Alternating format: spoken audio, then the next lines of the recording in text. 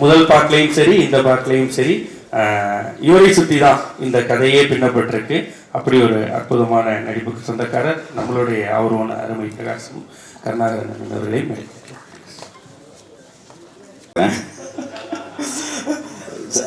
Sir thank you so much. எனக்கு ஆர்டிஸ்டாக நான் அப்பப்போ நினச்சி ரொம்ப சந்தோஷப்படுறது, எங்கள் ஃப்ரெண்ட்ஸ் எல்லாருக்கூடையும் ஷேர் பண்ணுறது, சீனியர் ஆர்டிஸ்டோட ஒர்க் பண்ணுறதுக்கு ஒரு ஆப்பர்ச்சுனிட்டி கிடைக்கும் போது அவ்வளோ சந்தோஷமாக இருக்கும்.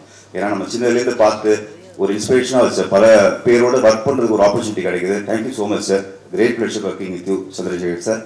அகெயின் MS பாஸ்கர் சார் பையனாக நடிச்சிருக்கேன். ராதாரவி சார் மற்றும் எல்லா ஆர்டிஸ்டோடையும் ஒர்க் பண்ணது ரொம்ப சந்தோஷம். அகில உலக சூப்பர் ஸ்டார் சிவா அண்ணாவோட ஒர்க் பண்ணது ரொம்ப சந்தோஷம். ஆனால் ஒன்று லாஸ்ட் வீக் ப்ரெஸ் மீட்டில் ஒன்று பண்ணார். நிக்கில் சாரை கூப்பிட்டு லைட்ஸ் ஆஃப்னோன்னா எப்படி 4 சட்டம் மாற்றுறீங்கன்னு கேட்டார். அதுக்கு அவர் என்ன தெரியுமா பண்ணார், நான் வேலை கிழமை கூட இத்தனை இன்டர்வியூ அட்டன் பண்ணிக்க மாட்டேன், லாஸ்ட் 3 நாள் ஒரு 27 சட்டம் மாற்ற வச்சார் எங்கள் 2 பேரையும். மொத்தமாக 27 இன்டர்வியூ ½ அன் ஹவருக்கு ஒரு சட்டையை மாற்றுற மாதிரி பண்ணி விட்டாரு. இன்னொரு தூரம் இந்த மாதிரி நிக்கில் சார் எதுவும் சொல்லிடாதீங்க, என்னோட தாழ்மையான வேண்டுகோள். நான் நலன் பேசும்போது சொன்னார், சிரிக்குமார் சார் வந்து ஸ்கிரிப்ட் படிச்சுட்டு ஆலையும் ஜட்ஜ் பண்ணுவார் அப்படின்னு. அதில் வந்து அந்த ஜட்ஜ்மெண்ட்டில் ஆக்சுவலாக நான் அவுட்டு. அருமை பிரகாசம் ப்ரோ லாஸ்ட் மினிட்ல என்னை வேணான்ட்டாரு. பட் எனக்கு ஒரு மாதிரி அப்செட் ஆயிடுச்சு. நான் சொன்னேன், இல்லை வச்சு நிறைய ரூல்ஸ் இருக்குடா, பார்த்துக்கலாம்டா, வேற ஏதாவது ரூல் பண்ணுறா அப்படின்னு. இல்லையடா ஃபுல்லாக நீ எனக்கு அருமை பிரகாசம் ஷார்ட் ஃபிலிம்லாம் எழுதிட்டியாடா அப்படின்ட்டு கார்த்திக் சுபாஷ் போய் புலம்புனேன். அவர் ரெக்கமெண்ட் பண்ணார் சிகுமார் சார்கிட்ட போயிட்டு, இல்லை ஒரு சர்ப்ரைஸாக இருக்கும், கருணாக் பண்ணட்டும் அப்படின்ட்டு. ஸோ அப்படி வந்தது அருமை பிரகாசம் ப்ரோ. இன்னைக்கு அதோட சீக்வலையும் நடிக்க ஒரு வாய்ப்பு கிடைச்ச. Thank you sir, thank you so much. வாழ்க்கை வந்த அனைத்து இயக்குநர்களுக்கும் நன்றி, பத்திரிகை நண்பர்கள் அனைவருக்கும் நன்றி. Thank you so much. நன்றி. நன்றி. வந்திருக்க ப்ரெஸ் மீடியா எல்லாருக்குமே ஒரு பெரிய thanks. Like and one of the biggest thanks for like all the legends. Tamil சினிமாவோட எல்லா லெஜெண்ட்ஸுமே இங்கே தான் இருக்காங்க. ஸோ அவங்க எல்லாருக்குமே ஒரு பெரிய நன்றி. And Siva sir, thank you for being a wonderful costar.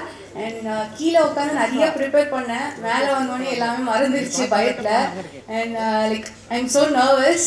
And CV sir ரொம்ப ரொம்ப தேங்க்ஸ். எப்படி நலன் சாருக்கு கார்த்திக் சாருக்குலாம் நீங்கள் ஒரு சான்ஸ் கொடுத்தீங்களோ அதே மாதிரி எனக்கும் ஒரு சான்ஸ் கொடுத்து லைக் இந்த மூவியில் என்னை ஹீரோயினாக போடுறதுக்கு ரொம்ப நன்றி. And Karuna sir thank you for being a wonderful costar. And December 13 movie release ஆகுது, கண்டிப்பாக எல்லாரும் தியேட்டரில் பாருங்கள். தேங்க்யூ. தேங்க்யூ. ரவிக்குமார் அவர்களை மேடைக்கு அழைப்பதற்கான தருணம் இது. எஸ், அவரோடு இணைந்து இந்த மேடைக்கு நம்ம அழைக்க போறவர். இவர் வந்து ஒரு தீர்க்கமான வெற்றி மூலமா தமிழ் சினிமாக்குள்ள வந்தவர். அதுக்கப்புறம் நம்ம தலை சொல்ற மாதிரி ஒவ்வொன்றையும் தானே செதுக்கிக்கிட்டவர். அப்படி செதுக்கிக்கிட்டதுனால இன்னைக்கு அவரை வச்சு இயக்கிட்டு இருக்கக்கூடிய ஆதிக் ரவிச்சந்திரன் அவர்களை மேடைக்கு அழைப்பதற்கான தருணம். எஸ்.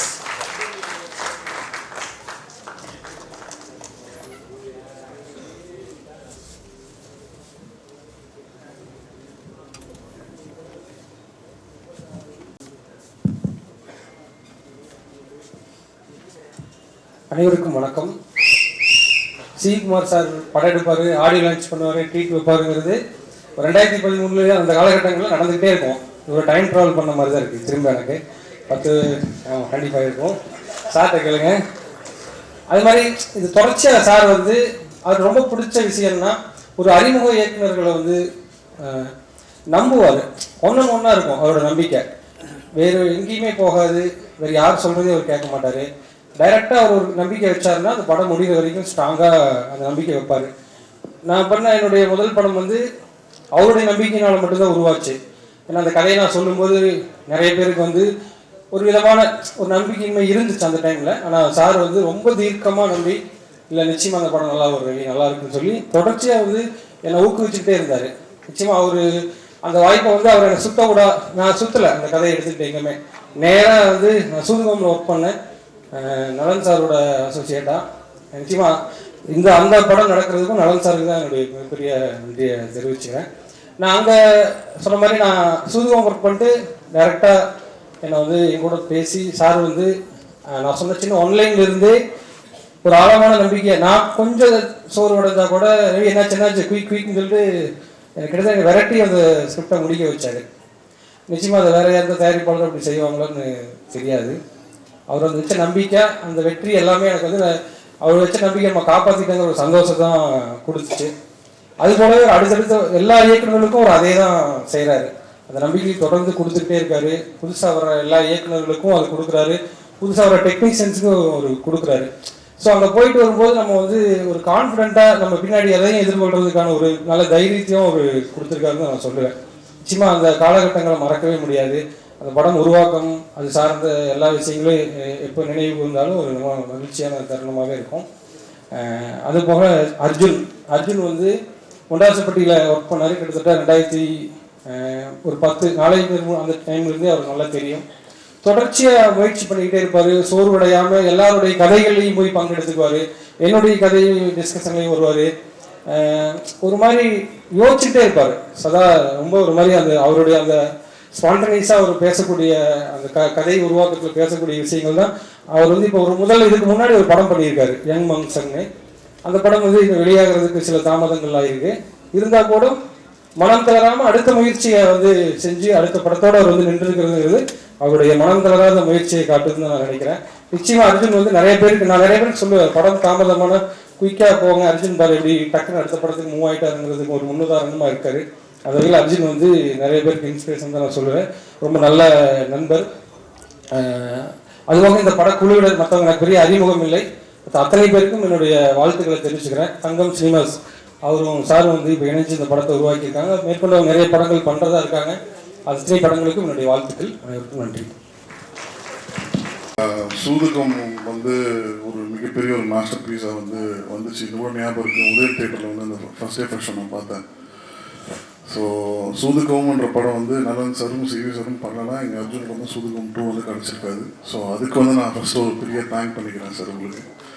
ஸோ அர்ஜுனுக்கும் எனக்கும் உள்ள ஒரு ட்ராவல் வந்து பிரபுதேவா சார்கிட்ட ஸ்டார்ட் ஆச்சு. பாம்பேயில் ஃபஸ்ட்டு மீட் பண்ணோம். அன்னிலேருந்து ஒரு நல்ல ட்ராவல் போயிட்டுருக்கு. மார்க் ஆண்டியில் வந்து ஒரு மிகப்பெரிய ஒரு பார்ட் வந்து அர்ஜுன் வந்து ப்ளே பண்ணியிருக்காரு ரைட்டிங்கில்.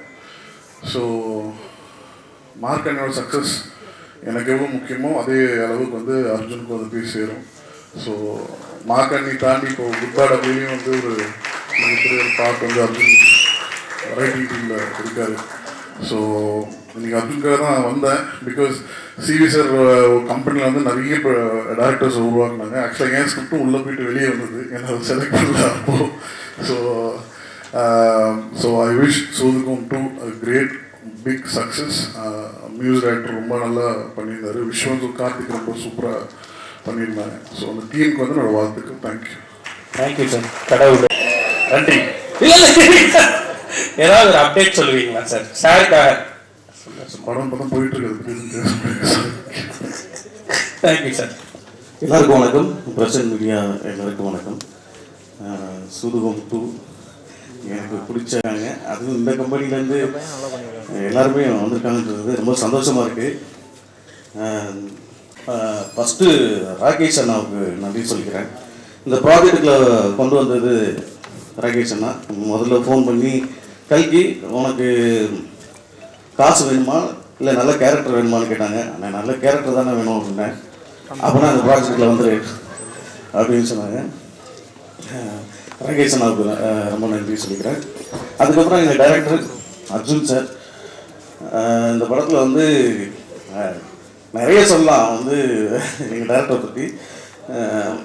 எல்லா வேலையுமே மேனேஜர் வேலையிலேருந்து ஆர்ட் டிபார்ட்மெண்ட்லேருந்து எல்லா வேலையும் இழுத்து போட்டு செஞ்ச ஒரு டைரக்டர் எங்கள் டைரக்டர்.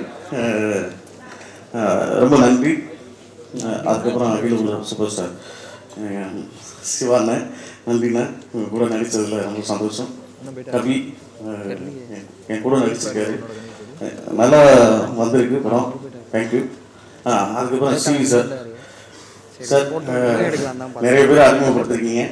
இந்த கம்பெனியில் நான் பண்ணது ரொம்ப சந்தோஷமாக இருக்குது. Thank you sir. நன்றிங்க. அருள்தாஸ் சார். அனைவருக்கும் வணக்கம்.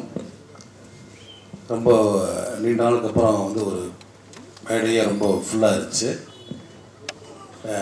ஏன்னா எல்லாமே வந்து சிவிகுமார் சாரோட அறிமுகங்கள். ரொம்ப சீரியஸான மூடில் இருக்கும்போது அவருடைய மேக்கப் மேன் சசிகுமார் அண்ணன் அவர் வந்திருப்பாருன்னு நினைக்கிறேன். அவர் வந்து நம்ம எல்லோரும் வந்து மிர்ச்சி சிவா சார் தான் எல்லாரையும் கலாச்சி நம்ம வந்து பார்த்துருக்கோம். அவரை வந்து ரொம்ப நேரம் ஓட்டிகிட்டு ரொம்ப நேரம் கலாச்சிட்டு இருந்தார். ஸோ எனக்கு அப்படியே பயமாகிடுச்சு. மிர்ச்சி சிவா சாரை பார்க்குறேன், ரொம்ப அப்படியே சிரிச்சுட்டா அப்படியே கூலாக வந்து நடந்து போயிட்டு இருந்தார். அந்த சீக்வன்ஸ் முடிஞ்ச உடனே போய் அவர்கிட்ட என்ன பிரதர் நீங்கள் பாட்டுக்கு எப்படி கலாய்க்கிறீங்க அவர் ஏதோ டென்ஷன் ஆகிட போகிறார் கோவப்படுற போகிறார் அப்படின்னு கேட்டேன். அவர் சொன்னார் 19 வருஷமாக நான் கூட வந்து ட்ராவல் பண்ணிகிட்டு இருக்கேன், இது வரைக்கும் ஒரே ஒரு நாள் கூட அவர் கோவப்பட்டது கிடையாது, ரொம்ப ஸ்வீட்டாக வந்து ஹேண்டில் பண்ணுவார் எல்லா விஷயத்தையும் அப்படின்னு. ஸோ நான் நினச்சேன் 19 வருஷமாக கோவப்படாத ஒரு மனுஷனை பற்றி பேசி இனி கோவப்பட்டுற போகிறாரு அப்படின்னு. ப்ளீஸ் சார் அவர் விட்டுடுங்க சார், உங்கள் கூட ஒர்க் பண்ண அந்த golden days life time memory sir. Thank you sir. அப்புறம் இந்த 18-19 வருஷம் சொல்லும் போது தான் ஞாபகம் வருது, நான் இண்டஸ்ட்ரிக்கு வந்து ஒரு 18 இயர்ஸ் ஆகுது. ஸோ நான் வந்து ஆக்டர் ஆகணும்னு முயற்சி பண்ணும்போது பார்த்தா நிறைய அவமானங்கள், நிறைய போராட்டங்கள். ஸோ ஆக்டர் ஆகணும்னா அவ்வளோ பெரிய கஷ்டம் அப்படின்னு நினச்சிட்டு இருந்தேன். ஒரு 6 மந்த்துக்கு முன்னாடி ஒரு இயக்குனர்கிட்ட வாய்ப்பு கேட்டு ஆஃபீஸ்க்கு போயிருந்தேன். அங்கே வெயிட் பண்ணிட்டு இருக்கும்போது ஒரு தம்பி வந்து குடிக்க தண்ணி வந்து கொடுத்தாரு. டீ காஃபி ஏதாவது சாப்பிட்றீங்களா? நான் இல்லைப்பா வேணாம் அப்படின்னா, கொஞ்சம் டைம் ஆகுதுன்றதுனால அந்த தம்பிக்கிட்ட எந்த ஊர் பண்ணீங்க அப்படின்னா, மதுரையிலேருந்து வந்திருக்காரு. நானும் மதுரை தான்ப்பா. என்னப்பா படிச்சிருக்கீங்க அப்படின்னா, விஸ்காம் முடிச்சிருக்கேண்ணா அப்படின்னா. விஸ்காம் முடிச்சிருக்கீங்க, இதில் என்னப்பா அசிஸ்டன்ட் டேரக்டர் ஒர்க் பண்ணுறீங்களா அப்படின்னா. இல்லைண்ணா நான் வந்து ஆஃபீஸ் அசிஸ்டன்ட் ஒர்க் பண்ணுறேன். ஏன்ப்பா அசிஸ்டன்ட் டேரக்டராக நீங்கள் வந்து ட்ரை பண்ணலாம் இல்லைப்பா அப்படின்னா. இல்லைண்ணா ஒரு இயக்குனர்கிட்டையும் 10 பேர் 15 பேர் ஆல்ரெடி அசிஸ்டண்ட்டாக இருக்காங்க, வெயிட்டிங்கில் ஒரு 10 பேர் வந்து இருக்காங்க. ஸோ நான் இந்த மாதிரி வந்து ஆஃபீஸ் அசிஸ்டன்ட் ஒர்க் பண்ணேன்னா டெய்லி வந்து நான் வந்து டேரக்டர் கண் முன்னாடி இருப்பேன், எனக்கு எப்படியாவது வந்து ஒரு அசிஸ்டன்ட் டேரக்டராக அடுத்த படத்துக்கு ஒரு வாய்ப்பு கிடைக்கலன்னா அதுக்காக தான் அப்படின்னு. ஸோ அதுக்கப்புறம் அசிஸ்டன்ட் டேரக்டர் ஆகி, அசிஸ்டன்ட் டேரக்டர் பல வருஷங்கள் போராட்டத்துக்கு பிறகு ஒரு கோ டேரக்டராக அசோசியேட் டேரக்டர் ஆகி, அதுக்கப்புறம் ஒரு ஸ்கிரிப்டை வந்து ரெடி பண்ணி ஒரு ஹீரோ கிட்ட போய் கதை சொன்னால் ஹீரோ வந்து ப்ரொடியூசர் கூட்டிடுவாங்க, ப்ரொடியூசர் கிட்ட போய் கதை சொன்னால் ஹீரோ டேட் 2 பேரையும் ஒரே டைமில் சைமல்டேனியஸாக ஓகே பண்ணி ஒரு படம் எடுக்கிறதுன்றது எவ்வளோ பெரிய விஷயம். ஸோ நல்ல வேளை நம்மளாம் வந்து டேரக்டர் ஆகணும்னு ஆசைப்படலை அப்படின்னு எனக்கு அன்றைக்கி தான் வந்து தெரிஞ்சது. ஸோ இவ்வளோ பெரிய போராட்டங்கள் பார்த்தீங்கன்னா என் கண் முன்னாடி டபுளாக வந்து கஷ்டப்பட்ட ஒரு மனிதர் வந்து எஸ்ஜே அர்ஜுன் சார். ஸோ அவ்வளோ பெரிய போராட்டங்களுக்கு நடுவில் ஒரு ஹியூமர் கலந்த சூதுகவும் 2 சப்ஜெக்டை வந்து உருவாக்கணும்னா ஒரு தனித்திறமையும் தைரியமும் வேணும்.